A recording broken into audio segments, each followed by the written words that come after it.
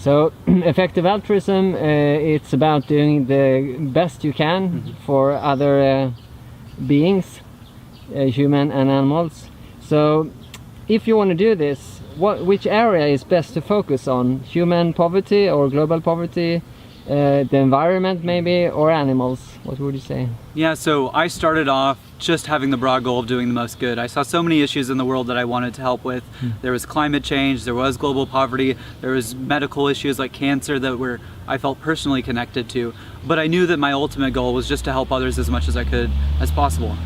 So I was investigating this, I was thinking about it, there was this whole community trying to solve this problem, and ultimately I decided that I wanted to help animals, particularly focus on farmed animals.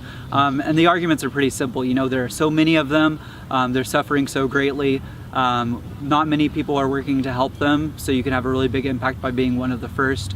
And finally, you can do a lot of good. There are ways to make a big difference. You can help companies change their policies to give them larger cages that increase their welfare. You can inspire people to go vegetarian and vegan.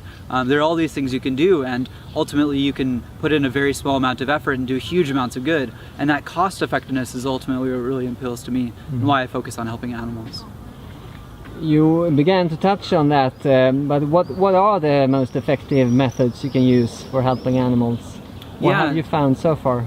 So among them are those corporate campaigns. This is working with a company to help them either have more vegetarian and vegan options or to have higher welfare standards for their animals. And basically you can put a small amount into campaigning, into persuading the company to do that. And because the company works with so many animals in their supply chain, it has a really big impact.